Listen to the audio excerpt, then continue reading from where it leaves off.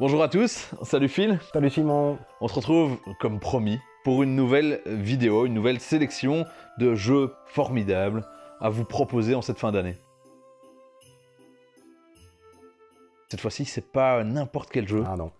On part sur des boîtes relativement volumineuses, on les a planquées ici en dessous, qui vont vous faire réfléchir si tout va bien.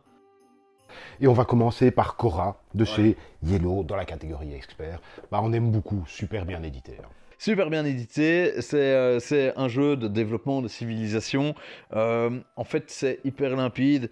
On sait le nombre de manches, on sait à chaque manche le déroulé. C'est très clair. Et puis, honnêtement, dans l'édition, parce que c'est ça qu'il faut souligner aussi, il y a ce respect du côté historique. Cora, c'est tout bien, c'est vraiment des bonnes sensations de jeu.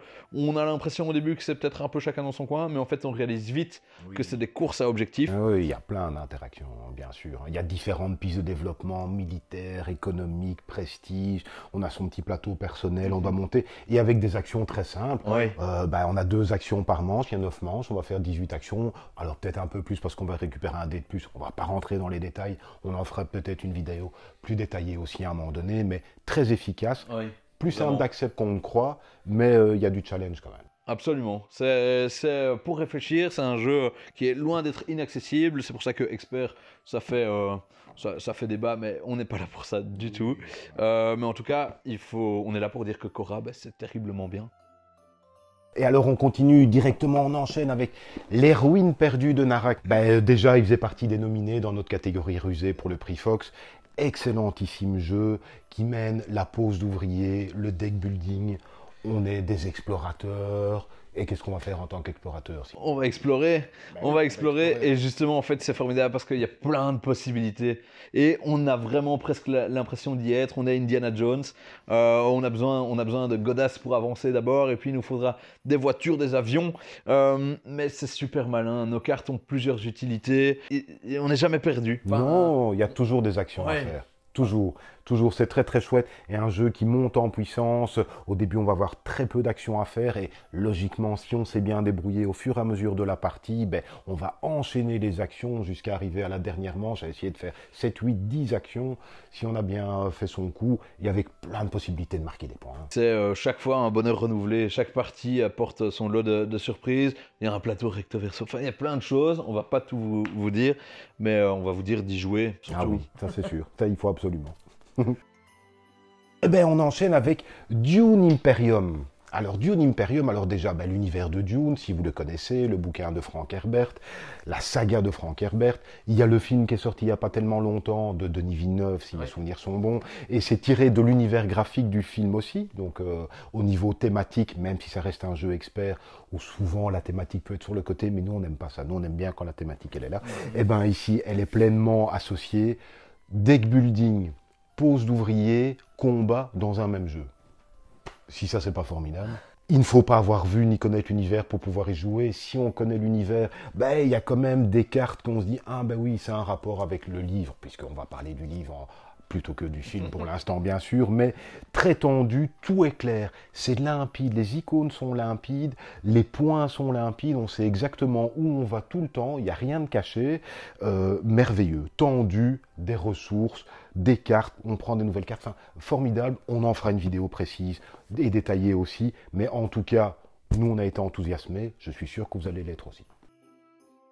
Et on continue avec Oltré. Alors Oltré, le nouveau jeu d'Antoine Boza, Monsieur Seven Wonders, Monsieur Takenoko, Monsieur Antoine Boza.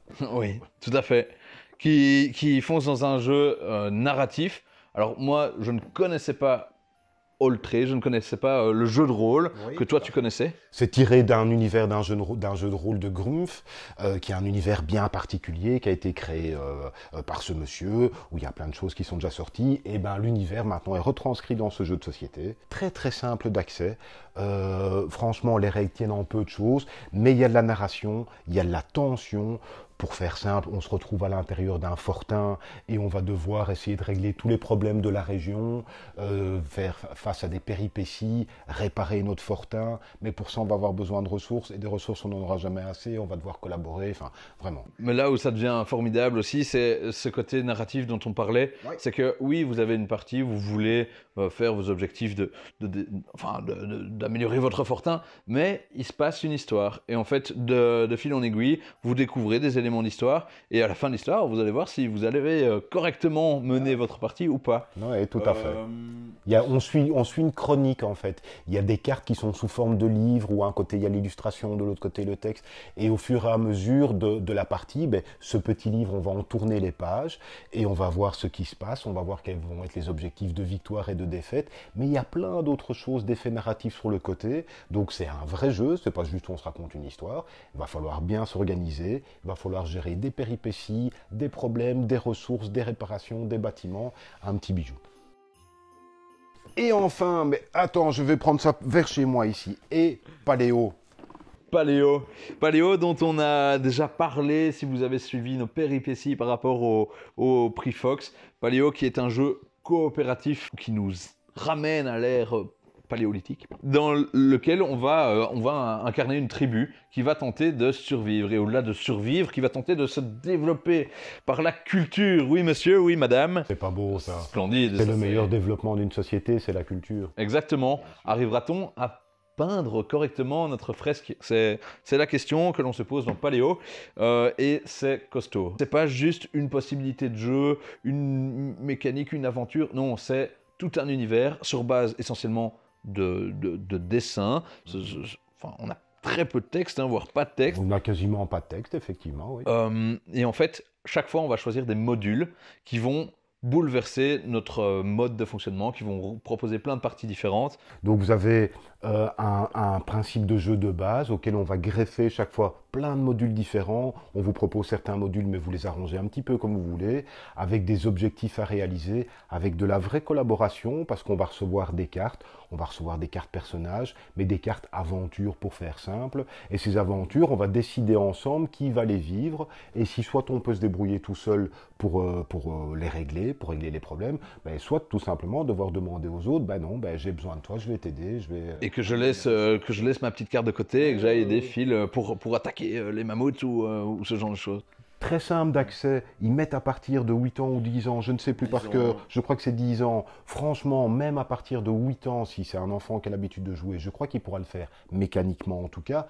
Après ça, pour gagner, ce sera pas simple. C'est une autre affaire. Et tant mieux, ben voilà, il y a du challenge, donc c'est très très bien, mais il est très très beau, il y a du super beau matériel à l'intérieur, du matériel en 3D, et pouvoir fonctionner, à y arriver alors qu'il n'y a aucun texte, à pouvoir vivre une aventure, parce qu'on vit vraiment une aventure, c'est une superbe réussite. Voilà, 5 jeux formidables, en tout cas dans leur catégorie, que nous on a beaucoup aimé, qu'on espère que vous allez aimer aussi, que vous allez pouvoir trouver très facilement chez nous, et on se fera un plaisir de vous les détailler encore plus si vous le désirez. S'il y a des questions, comme d'habitude, vous laissez en commentaire, on fera un plaisir d'y répondre aussi, et voilà. Nous, on va jouer maintenant, parce que voilà, il n'y a pas de raison, on a des boîtes de jeux, on va jouer. C'est parti!